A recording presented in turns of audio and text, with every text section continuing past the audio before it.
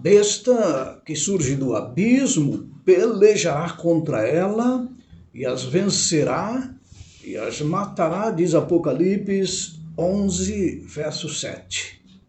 Aquele poder ateísta que governou a França durante a Revolução e o reinado de terror desencadeou ali uma grande guerra contra Deus, uma guerra terrível contra a palavra de Deus. O culto à divindade celestial, ele foi proibido pela Assembleia Nacional Francesa. E os historiadores comentam que as Bíblias eram recolhidas, o culto à divindade foi abolido pela Assembleia Nacional. As Bíblias, além de ser recolhidas, elas eram incineradas publicamente, queimadas. As instituições da Bíblia foram abolidas. O dia de repouso semanal foi posto de lado. E em seu lugar, em cada 10 dias, um dia era dedicado ao culto, à razão, às orgias, às blasfêmias. O batismo e a comunhão foram todos proibidos. Não podia. Anúncios eram afixados visivelmente nos cemitérios que declaravam que a morte era um sono eterno. Todo culto religioso nesse tempo foi proibido, exceto o culto à liberdade, o culto ao país. Um dos bispos, o bispo constitucional de Paris, em um certo momento de uma convenção, ele foi empurrado para frente a fim de declarar àquela convenção que a religião por ele ensinada durante tanto tempo era uma religião sem sentido, era uma peça de artimanhas de padres, e que aquelas religiões ensinadas por eles eram sem fundamento tanto na história como o fundamento sagrados. Não tinha fundamento. E este padre, ele negou em termos solenes e explícito a existência da divindade, negou a importância do culto e do sagrado diante daquela convenção religiosa. Exatamente, diante daquela convenção. Sabe, queridos, a besta que surge do abismo pelejará contra ela e os vencerá, os matará, diz Apocalipse. E assim nós temos um capítulo triste, onde, em certo sentido, a palavra de Deus, a Bíblia, foi morta de fato e de verdade para os franceses durante o período da Contra-Reforma. E ocorria exatamente no momento da Revolução Francesa também. Apocalipse 11, verso 10 diz que os que habitam sobre a terra, ao verem isso, a destruição do sagrado da Bíblia, a profanação do sagrado e da Bíblia, a Bíblia diz que eles se alegrariam, realizariam festas, enviariam um presente uns aos outros, porquanto esses 2 profetas tinham atormentado os que moram sobre a terra. Sim, na mente deles, a Bíblia atormentava. A França incrédula, ela silenciou a voz reprovadora das 2 testemunhas que se refere ao Novo e o Velho Testamento. As 2 testemunhas de Deus, a palavra de Deus. A palavra de Deus jazeu mortas em suas ruas. E os que odiavam a lei de Deus, os que odiavam a Bíblia, aqueles que se alegraram em haver um decreto dizendo não há Deus, estes estavam felizes, jubilosos, não há Deus. Os homens, eles praticamente desafiavam publicamente o Deus do céu. Um dos sacerdotes da nova ordem chegou a dizer: Deus, se existis, vingais o vosso nome que está sendo injuriado. Eu vos desafio, Deus. Você se conserva em silêncio? Não ousais fazer uso dos vossos trovões? Quem depois disto crerá em vossa existência? Dizia um sacerdócio. Que eco, né, meus queridos? Que eco fiel da pergunta de Faraó: quem é o Senhor para que eu obedeça a sua voz? Que eco fiel deste sacerdote e de muitos outros que também eles representavam esse eco. Quem é você, Deus? Onde está você? Por que você está em silêncio? Vingue o nosso sangue. Cadê você, Deus? O livro de Provérbios, o livro de Salmos também diz o insensato no seu coração: não há Deus. E o Senhor declara: a sua insensatez será todos manifesta. Depois que a França renunciou o culto ao Deus vivo, desceu à idolatria degradante através da adoração à razão, a chamada deusa da razão, que foi vamos dizer, comparada a uma mulher dissoluta. Isso diretamente, abertamente dentro da Assembleia Representativa da Nação. Cerimônias foram realizadas em prol do culto à razão, simbolizada por uma mulher dissoluta que foi levada às ruas, foi levada a procissões, pessoas, milhares cantando a liberdade e culto à razão. Quando a França institui o culto à razão, a deusa da razão, foi repetido e imitado por todo o país. Nos lugares em que haviam habitantes, eles desejavam mostrar-se que a razão era mais importante do que Deus. Se, não sabendo eles que a razão exalta a Deus.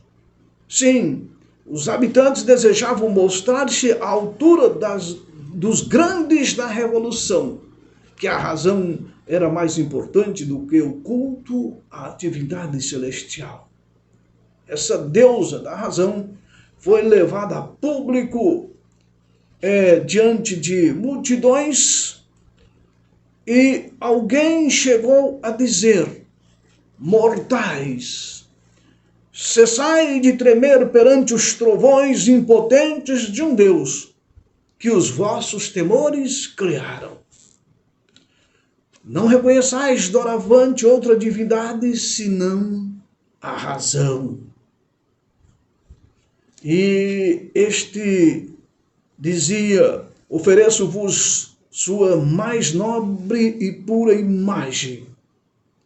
Se haveis de ter ídolos, sacrificai apenas aos que sejam como este. E ali apresentava-se uma mulher, dizendo: assim é a razão, bela e real. Exaltai unicamente a razão. E ali o culto, a razão era explícito ao público. Sim, Deus foi deixado de lado. E a razão foi exaltada acima de tudo. Deus era blasfemado abertamente em praças e publicamente nas cerimônias e até nos tribunais e na Assembleia Nacional. Sabe, o papado, ele iniciara a obra que o ateísmo estava completando, precipitando assim a França na ruína. Referindo-se aos horrores da Revolução, os escritores dizem, os historiadores, os comentaristas dizem que muitos excessos da Revolução Francesa devem ser atribuídos ao trono de Luís XIV ou de outros que assumiram o trono e também à Igreja. Com estrita justiça, outro comentarista diz que os excessos, a ruína, deve ser atribuído à igreja dominante da época. O papado envenenara a mente dos reis contra a reforma. O gênio de Roma inspirou a crueldade e opressão que procedia do trono. Assim, o nome de Deus era blasfemado e os excessos, em nome da razão, eram praticados e exaltados. Mesmo em meio a tudo aquilo, onde quer que o evangelho chegasse, ele era recebido na mente do povo com muito cuidado, com muito amor pelo evangelho, mesmo em meio àquela obscuridade toda. A mente de muitos se despertava para a verdade sagrada da palavra de Deus. Muitos sacudiam as suas algemas que haviam sido escravizados da ignorância ou na ignorância e na superstição da época. O evangelho fazia a diferença, fazia-lhes sacudir a sua ignorância, as algemas da escravidão, da escuridão e do erro daqueles momentos. Os monarcas, ao verem que o evangelho ainda fazia diferença em meio a todas aquelas perseguições e aqueles excessos, tremeram pelo seu despotismo, ou tremeram diante do evangelho. Mas, quando o evangelho tentava alcançar almas sinceras, Roma, ela não tardou em inflamar seus cuidadosos temores. Disse o Papa ao regente da França, isto em 1525, essa mania, o protestantismo, não somente confundirá e destruirá a religião, mas destruirá também e confundirá todos os principados, todas as nobrezas, leis, ordens e classes juntamente. Isso foi pronunciado em 1525. E agora, na 1790 e alguma coisa, na Revolução Francesa, este eco ainda soava, esta mania, ou seja, o protestantismo confundirá o Estado, a ordem, as leis. Portanto, confundirá também o trono. E um anúncio papal advertiu o rei. Isso durante o período da Revolução. Os protestantes subverterão toda a ordem civil e religiosa. O trono está em tão grande perigo quanto o altar. E assim Roma conseguiu predispor a França contra a reforma de forma brusca, de forma totalitária. Sim, Os protestantes subverterão a ordem civil e religiosa. Colocará o trono em perigo. Portanto, reagimos à reforma protestante.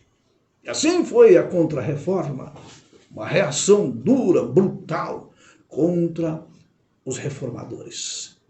Sim, meus queridos, inflamado a guerra contra a verdade da palavra de Deus. O medo deles de que os protestantes não cumpririam mais a ordem, as leis do país.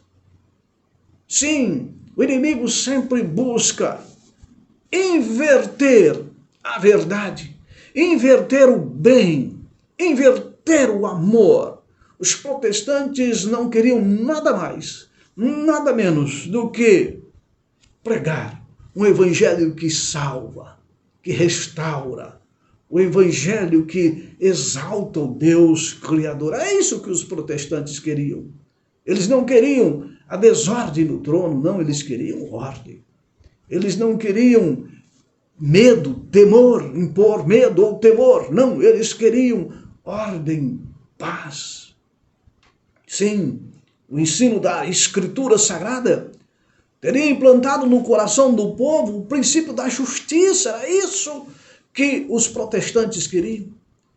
Os protestantes queriam o princípio da justiça no coração do povo, o princípio da temperança, o princípio da verdade, que é a própria base ou é a pedra basilar de uma sociedade, de uma nação.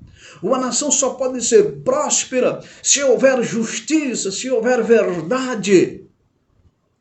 E era isso que os protestantes queriam. E a justiça exalta as nações. Por ela o trono é estabelecido, diz o livro de Provérbios. Sim, os que obedecem à lei divina é o que melhor respeitará a ordem do país, é o que melhor obedecerá às leis do país, é o que melhor viverá a verdade e a justiça.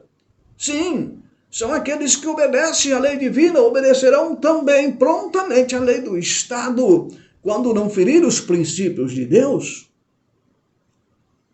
A França proibiu a Bíblia, século após século.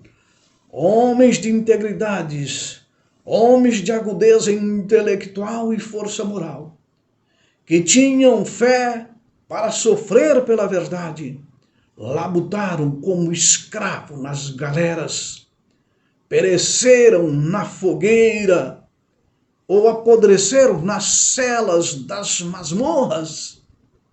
Milhares encontraram segurança na fuga durante 250 anos, pelo menos, fuga. Após o início da reforma, vamos fugir para lugares que não há essa tamanha perseguição. Homens de integridade, homens de agudez intelectual, força moral, tiveram que fugir. Quase não houve geração de franceses durante esse longo período de tempo que não testemunhassem os discípulos do Evangelho fugindo da fúria, da insana perseguidora na França e também em outros países europeus. E assim, quando esses fugiam, eles levavam desses países a inteligência, a arte, a indústria, a ordem, as quais eram regras básicas para o sucesso de uma nação. Porque estes homens inteligentes, esses homens trabalhadores, artistas, trabalho da indústria, eles se distinguiam entre todos no trabalho, para o enriquecimento da nação. E assim eles fugiam. Parece que a intelectualidade ia deixando estes países. Sim, estavam sendo perseguidos, homens intelectuais, não apenas para a verdade e a justiça, mas também no trabalho, também na inteligência da arte, no braço forte da indústria da época. Mas o fanatismo cego, o fanatismo inexorável, baniu de muitos solos daqueles países da Europa, principalmente da França, homens ensinadores de virtude, campeões de ordem, defensor honesto do trono. E finalmente assim, a ruína do Estado estava sendo completada. E a Revolução, com seus horrores, foi o resultado de tudo isso. Com a fuga dos huguenotes lá da França, baixou sobre a França um declínio geral, diz comentaristas históricos. Florescentes cidades manufatureiras entraram em decadência porque eles tinham que fugir da perseguição. Calcula-se que, ao irromper a Revolução, pelo menos 250 mil pobres passaram a reclamar caridade das mãos do rei, porque não tinham mais como sobreviver.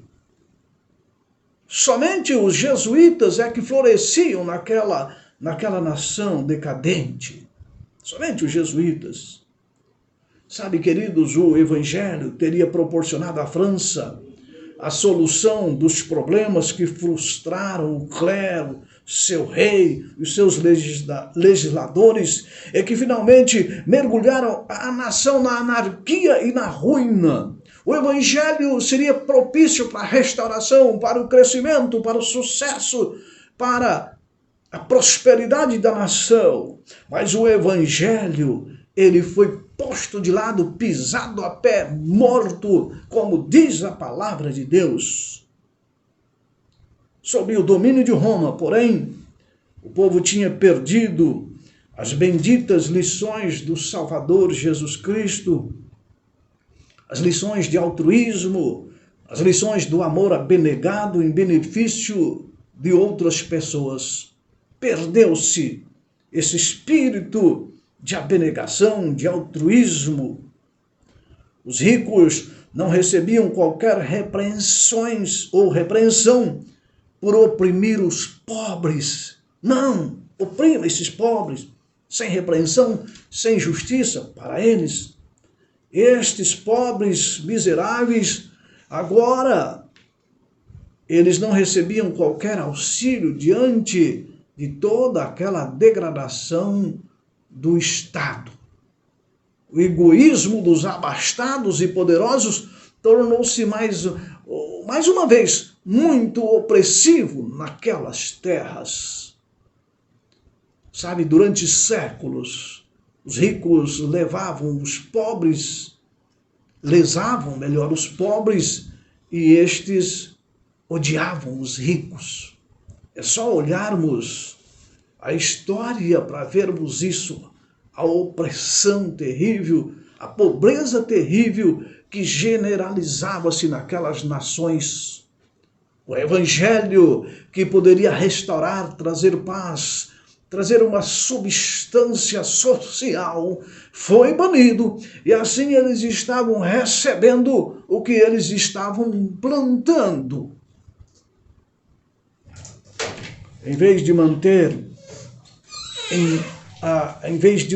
as massas em submissão cega aos seus dogmas, a obra de Roma teve como resultado tornar as massas incrédulas e revolucionárias.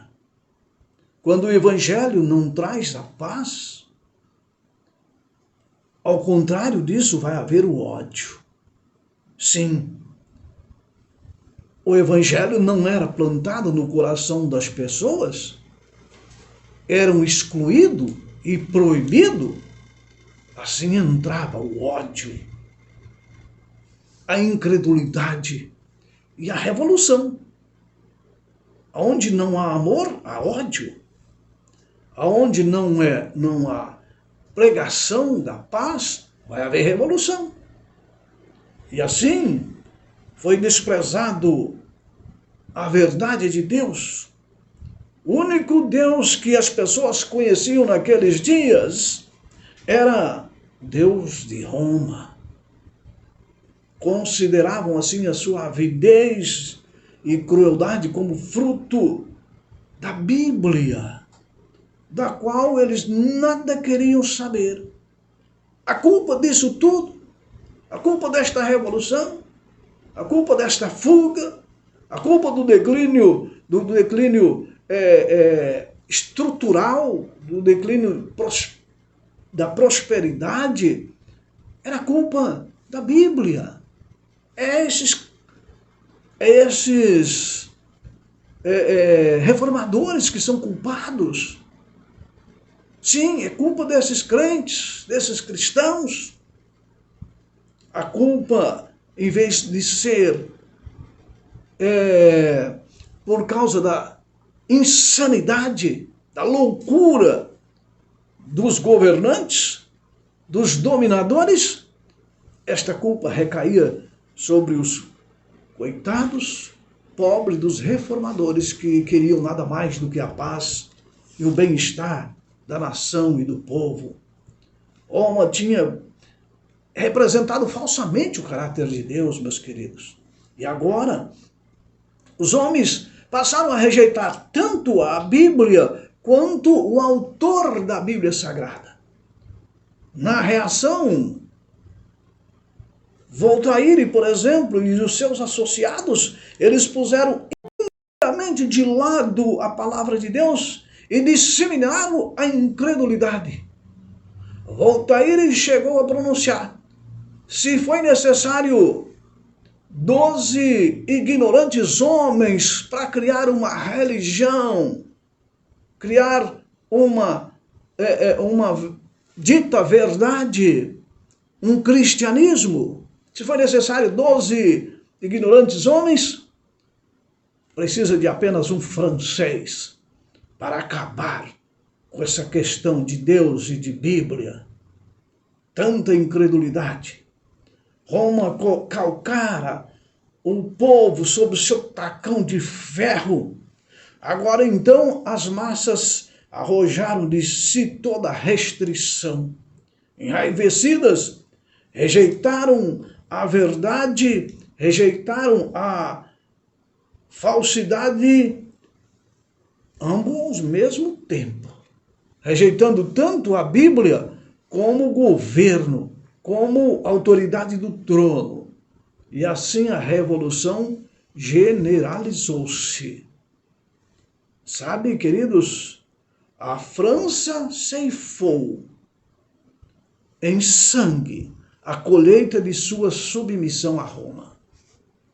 Onde a França, sobre o romanismo, acender a primeira fogueira ao começar a reforma, ali a revolução erigiu sua primeira guilhotina. No local em que os primeiros mártires da fé protestante foram queimados séculos depois, as primeiras vítimas foram guilhotinadas no século XVIII, no período da Revolução. Quando as restrições da lei de Deus foram postas de lado, a nação desencadeou-se para a revolta e anarquia. Revolta contra Deus e contra o trono. A guerra contra a Bíblia se conserva na história universal como o reinado de terror. O que triunfa hoje foi condenado amanhã. Sim, meus queridos, aqueles homens que aparentemente pregavam e queriam o bem-estar, diante da revolução agora eram na guilhotina. Não os reformadores, os próprios do trono, as próprias massas que apoiavam Roma e os governantes agora iam para a guilhotina. Rei, clero, nobreza foram obrigados a se submeter às atrocidades do povo enlouquecido. Os que haviam decretado a morte do rei logo também se seguiam para o cadafalso. Foi ordenado um morticínio geral de todos os que eram suspeitos de hostilizar ou que fosse contrário à Revolução. A França se tornou um vasto campo de pessoas em conflito, dominado pela fúria de suas paixões. Porque onde Deus não reina, Satanás é príncipe e governante. Em Paris, tumulto sucedia tumulto. As cidades estavam divididas numa mistura de facção que não pareciam visar coisa alguma a não ser a exterminação mútua. O país estava quase falido. O exército aclamaram pelos pagamentos em atraso, os parisienses passando fome, as províncias assoladas pelos salteadores e a civilização quase extinta em anarquia e licenciosidade. O povo havia aprendido muito bem as lições de crueldade e tortura que Roma tão diligentemente ensinou. Não eram mais os discípulos de Jesus que estavam sendo levados à fogueira. Não mais. Também foram. Agora se voltava contra o próprio povo. A revolução em si. Havia muitos que tinham perecido ou sido expulso para o exílio. Os cadafalsos estavam manchados de sangue de sacerdotes. As galés e prisões que em outro tempo estavam povoadas por huguenotes fiéis à palavra de Deus, agora estava repleta daqueles que perseguiam os huguenotes. O feitiço virou contra o feiticeiro. A espada que matou agora está matando eles próprios. Acorrentado ao banco ou labutando contra os remos, o clero romano experimentou toda a desgraça que a própria igreja infligira contra os benignos hereges. Que coisa, não? Como a Bíblia diz, onde o insensato governa a miséria. E como a palavra de Deus foi abandonada, foi perseguida, agora eles também são perseguidos. Sabe, queridos, se a justiça não reina, a injustiça domina. Se Deus não é o governo, Satanás se torna príncipe e rei. E a destruição é completa. Nós aceitaremos Cristo em nossa vida, em nosso coração, para nossa casa, para nossa nação, ou a ruína será completa. Faraó disse: aonde está Deus? Cadê você, Deus? E ele não ficou sem os juízos. Todo o território que Faraó dominava recebeu os juízos pesados da mão de Deus, e acima de tudo, ele próprio, o seu trono, o seu exército. É só um exemplo daqueles que querem deixar Deus de lado e dizer que as coisas de Deus não têm valor. Assim se cumpre fielmente tudo isso dentro da nação francesa, durante o período da Revolução, porque abandonaram o Evangelho, abandonaram a verdade. A justiça e a paz não dominavam do trono. Pense sobre isso, reflita sobre isso, para a nossa vida individualmente. Vamos orar, Pai querido. Obrigado porque o Senhor nos adverte.